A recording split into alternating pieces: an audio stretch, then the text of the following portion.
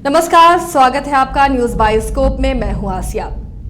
तेजस्वी यादव झारखंड दौरे पर आज रांची पहुंचे। 2 दिनों का ये दौरा है, लेकिन ये दौरा कई मायनों में बेहद खास है। आखिर क्या है तेजस्वी का झारखंड मिशन? क्यों तेजस्वी अब झारखंड पर फोकस कर रहे हैं? क्या सरकार पर दबाव बनाने की ये कोशिश है?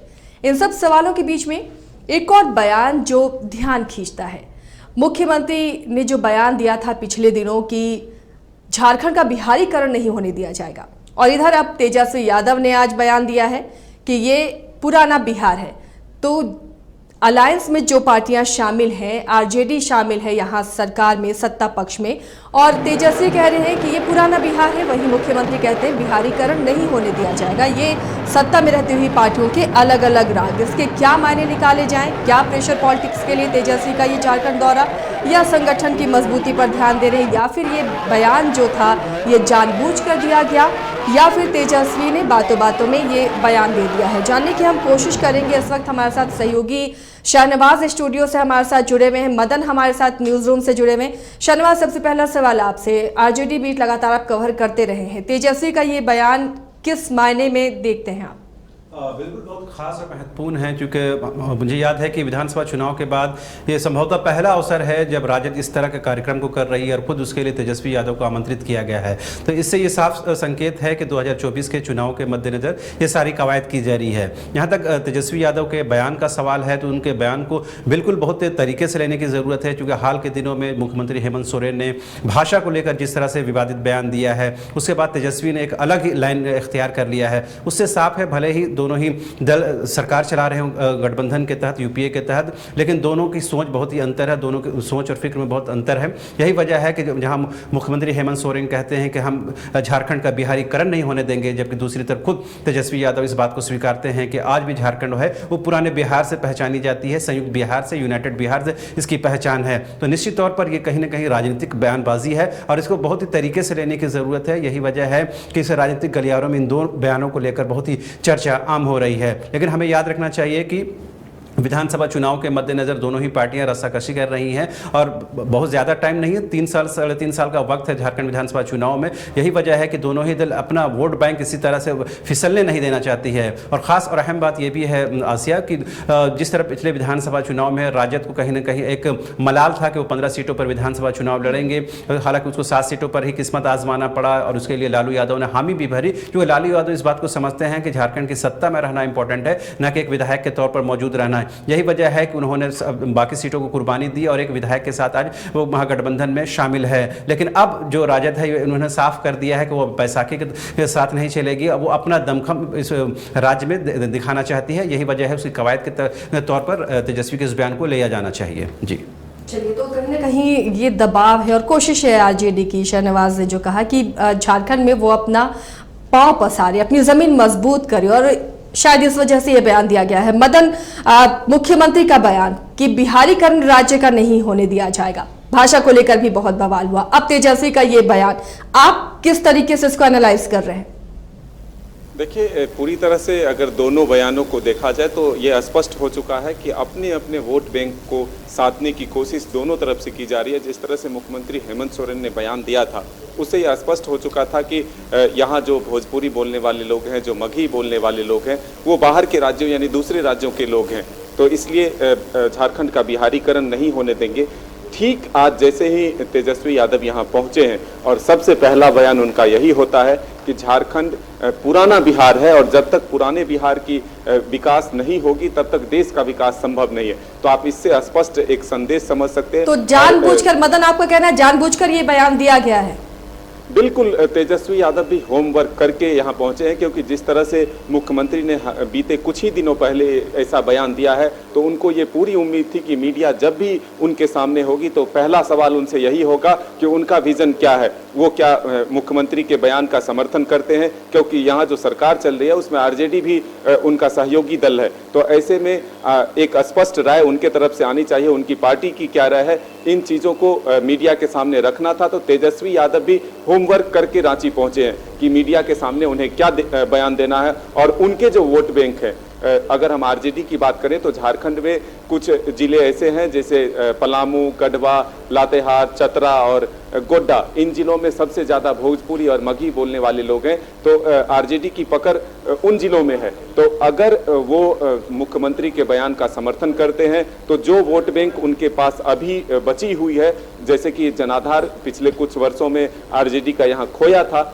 उसे पाने की जो कोशिश की जा रही है तो वो पूरी तरह से जीरो हो जाएगी। तो ऐसे में तेजस्वी यादव भी अपने जो 2024 के मिशन है उसको साधने के लिए यहाँ पहुंचे हैं। और आप ये भी देखेंगे कि पिछले कुछ ही दिनों पहले आरजेडी के 2 नेताओं को जो पार्टी के वरीय पद पर है उसकी जिम्मेदारी दी गई है। और साथ ही तेजस्वी ने अपना एक शेड्यूल तैयार किया है कि वो महीने में 2 दिन झारखंड में रहेंगे और विभिन्न जिलों में कैंप करके अपने कार्यकर्ताओं को एकजुट करेंगे, बूथ लेवल तक वो मजबूत करेंगे। तो स्पष्ट यानी अगली बार अगर गठबंधन में रहती है आरजेडी और एक साथ फिर से चुनाव में उतरते हैं ये तमाम दल जो अभी सत्ता में हैं, तो आरजेडी अच्छे से बार्गेन कर सके इसकी कोशिश भी देख सकते हैं। शहनवाज, ये जो तेजस्वी का दौरा है और हर महीने 2 दिन वो रहेंगे अगर झारखंड में, तो कहीं ना कहीं ये कोशिश उनकी हो रही है कि पकड़ मजबूत हो और जो इलाके हैं जहां भोजपुरी मगही बोली जाती है, माना जाता है वो आरजेडी का गढ़ वो है झारखंड में, और उसी इलाके को साधने की कोशिश अगर कर रहे हैं तो उन्हें मुख्यमंत्री के उस बयान को काटना होगा। बिल्कुल, हालांकि राजनीतिक प्रतिबद्धता और गठबंधन धर्म के पालन की करने की वजह से राजद के किसी भी नेता के तौर पर आप जब सवाल पूछेंगे तो वो एक स्पष्ट स्टैंड नहीं ले पाते हैं। अब से थोड़ी देर पहले ही जब राजद के प्रदेश प्रभारी जयप्रकाश नारायण यादव से बात हुई तो उन्होंने इस बात को लेकर कोई भी स्टैंड नहीं लिया कि मुख्यमंत्री ने जो बयान दिया है उससे उनका वोटर खिसकेगा, उनका जनाधार खिसकेगा। उन्होंने कहा इस बात को तूल देने की जरूरत नहीं है और संदर्भ को समझने की जरूरत है। इससे पहले जब राजद के प्रधान महासचिव हैं संजय प्रसाद यादव, तो उन्होंने इस बात को बड़ा संकेत के तौर पर कहा था कि राजद अपने वोट बैंक के साथ और अपने जो वोटर्स हैं उसके साथ हमेशा खड़ी है और खड़ी रहेगी। तो उन्होंने आज स्पष्ट तौर पर मगर इस बात का जरूर संकेत दिया है कि भले ही मुख्यमंत्री हो वो मगही भोजपुरी को लेकर जो भी बयान दे, लेकिन राजद अपने वोटर के साथ खड़ी है, यानी भोजपुरी मगही अंगिका बोलने वाले के साथ। लेकिन वो स्पष्ट तौर पर बोलने की स्थिति में अभी नहीं है, क्योंकि एक विधायक होने के बावजूद भी गठबंधन धर्म का पालन करते हुए सत्यनारायण भोक्ता को कैबिनेट मंत्री का दर्जा दिया गया और कहीं ना कहीं इसमें राष्ट्रीय अध्यक्ष लालू प्रसाद यादव की सहमति थी। यही वजह है कि जो नीचे के नेता हैं वो लालू प्रसाद को कट करने की कोशिश नहीं करते हैं। हालांकि ये राजनीतिक बाध्यता जरूर है, लेकिन अब राजद के खेमे से इस बात की हलचल शुरू हो गई है कि 2024 के विधानसभा चुनाव में पार्टी अपने दम पर 81 सीटों पर चुनाव मैदान में तैयारी कर रही है। कितने सीट पर उतारती है वो बात की बात है, लेकिन सभी सीटों पर उसकी तैयारी रहेगी। ऐसे में कहीं ना कहीं ये यूपीए के अन्य घटक दल हैं, जो कांग्रेस हो या जेएमएम हो, उसके लिए मुसीबत जरूर हो सकती है। यही वजह है कि कहीं ना कहीं जो राजद के जो कार्यक्रम है उसको जेएमएम की तरफ से या कांग्रेस की तरफ से बहुत ही क्लोजली मॉनिटरिंग की जा रही है। जी मदन, सत्ता में शामिल जो दल हैं, चाहे वो कांग्रेस हो या आरजेडी, मुख्यमंत्री के इस बयान को अपने अपने तरीके से उन्होंने बचाव किया कि उनका वोट बैंक भी बना रहे और वो मुख्यमंत्री यानी कि जो मेन पार्टी है जेएमएम उससे भी वो दुश्मनी ना मोल ले। कुछ ऐसा ही सधा हुआ बयान आया है। अब तेजस्वी के इस बयान का क्या असर पड़ेगा? हालांकि आरजेडी इस कंडीशन में नहीं कि यहाँ पर वो बार्गेन कर सके, फिलहाल एक ही विधायक और एक मंत्री, वही विधायक मंत्री हैं, तो ऐसी स्थिति में क्या लग रहा है कि ये प्रेशर पॉलिटिक्स हो सकता है? बिल्कुल, देखिए ये अगर हम कहें गठबंधन के तमाम दलों की बात, तो जेएमएम के मुखिया हेमंत सोरेन ने जिस तरह से बयान दिया और राज्य के मुख्यमंत्री भी हैं, तो उसके बचाव में जो तमाम उनके कैबिनेट के सहयोगी दल हैं, चाहे वो अलग अलग दल से क्यों ना हो, वो जरूर बचाव कर रहे हैं। लेकिन एक अगर आप बात देखें तो कांग्रेस के भी कई नेताओं ने आवाज़ बुलंद की, जैसे के.एन. त्रिपाठी पलामू से आते हैं और उधर ही सबसे ज़्यादा भोजपुरी और मगही बोलने वाले लोग हैं, तो उन्होंने इस बयान का विरोध किया है। और अगर आरजेडी की बात करें तो आरजेडी पहले यहाँ पर विरोध कर रही थी कि मदन और के.एन. त्रिपाठी के एक बयान पर गौर करेंगे आप, तो उन्होंने साफ कहा कि अगर भाषा के तौर पर बांटे तो झारखंड फिर से विभाजन की ओर जाएगा और ये किसी भी सूरत में न देश के लिए न ही राज्य के लिए अच्छा होगा। तो एक इशारा कांग्रेस ने दे दिया था।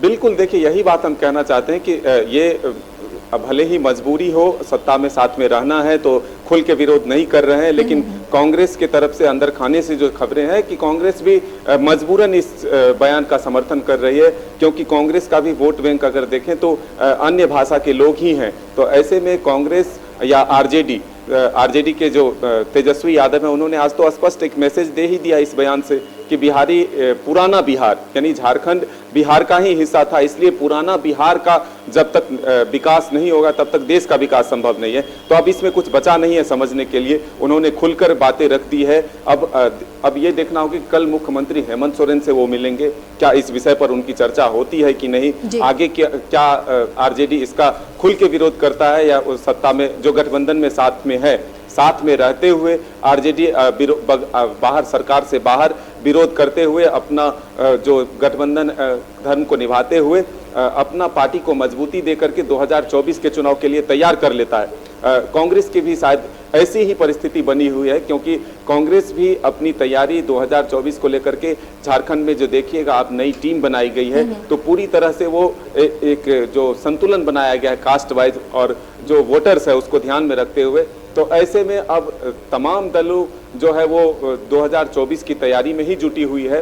तो अब इस बयान के बाद गठबंधन पर भी क्या असर पड़ता है इसके लिए थोड़ा इंतजार करना होगा, लेकिन लगभग 2 साल अब होने को है हेमंत सरकार का, तो ऐसे में 3 वर्ष शेष बचता है चुनाव में। तो अब तमाम दल वोटरों को कास्ट वाइज या फिर भाषा के वाइज अपने तरफ करने में पूरी कोशिश में जुटी हुई है। चलिए, तो इस बार एक नया मुद्दा है वोटरों को लुभाने के लिए, हम कह सकते हैं मदन। चलिए, आप दोनों बने रहिए हमारे साथ। तेजस्वी की वो बाइट आपको सुनाते हैं जो उन्होंने एयरपोर्ट पर यानी रांची झारखंड की धरती पर उतरते हुए ही संकेत के तौर पर दे दिया।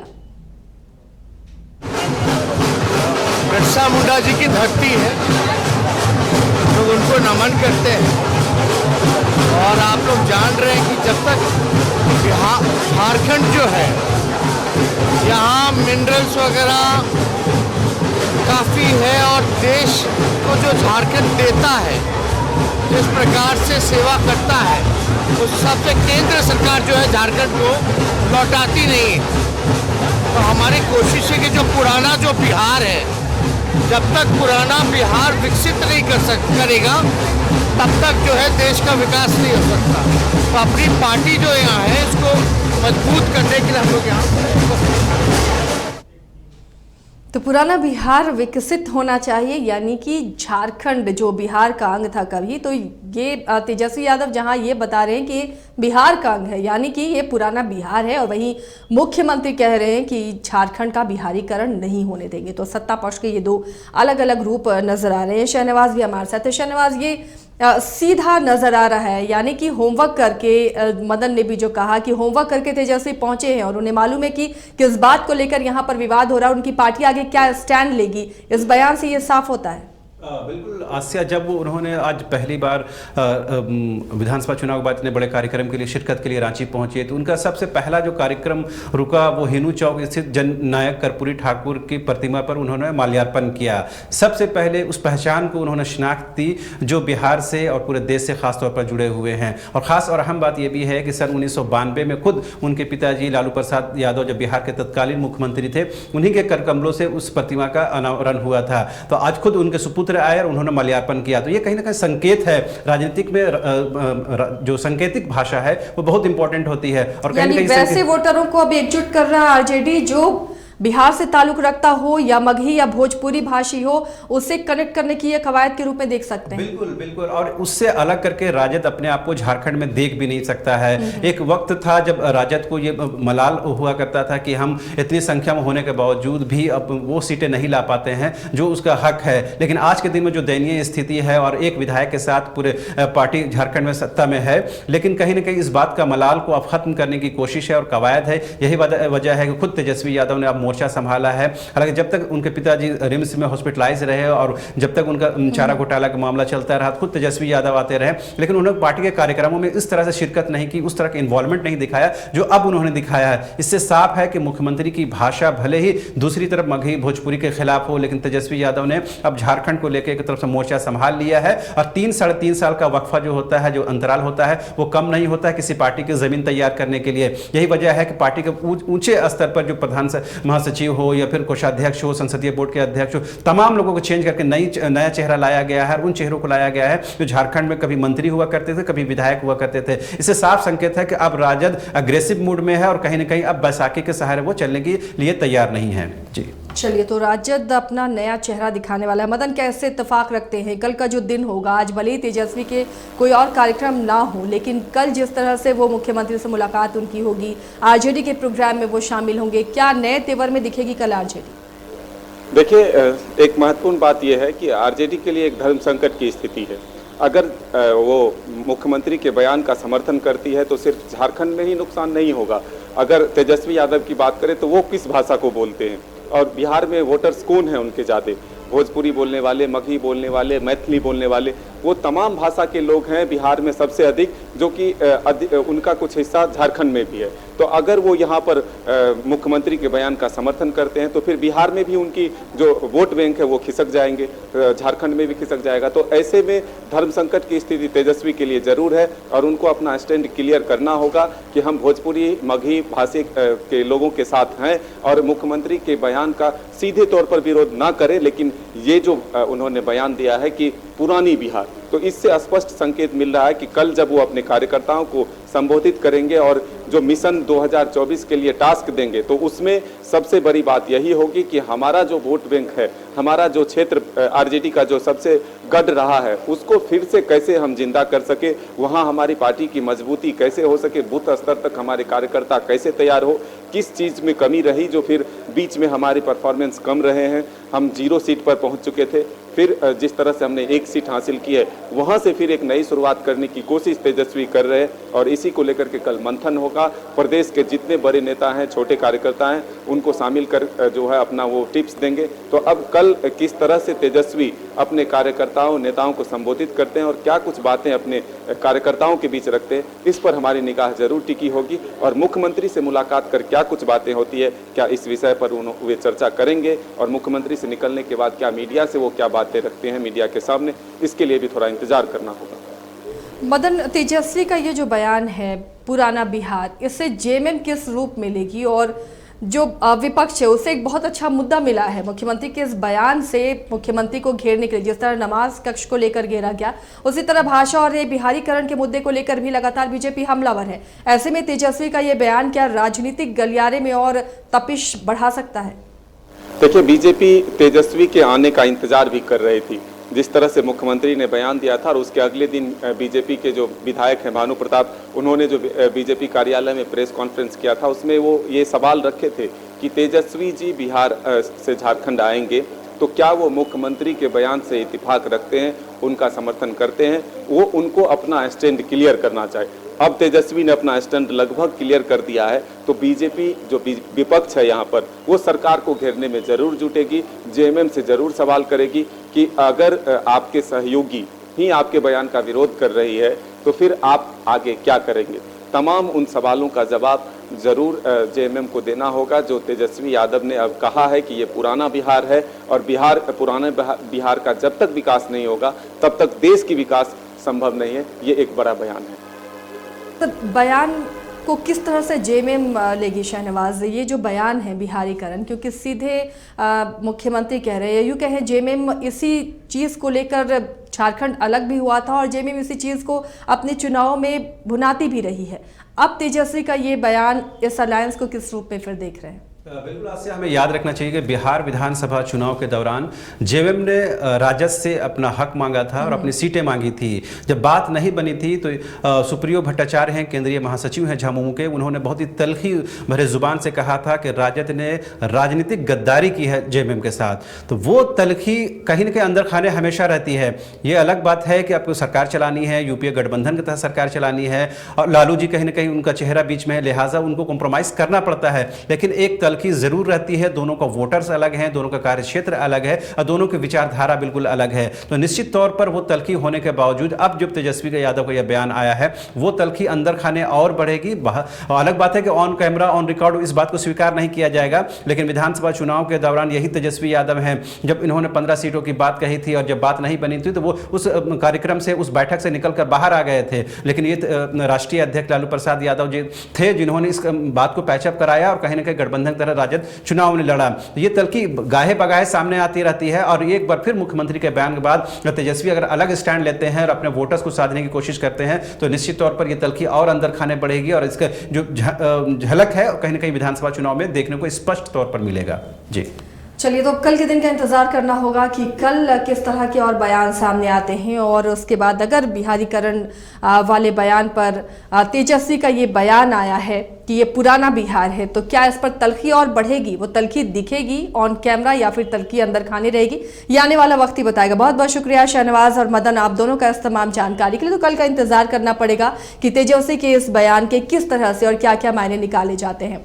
फिलहाल खबरों के लिए आप बने रहिए न्यूज़ बायोस्कोप के साथ। एक छोटा सा ब्रेक।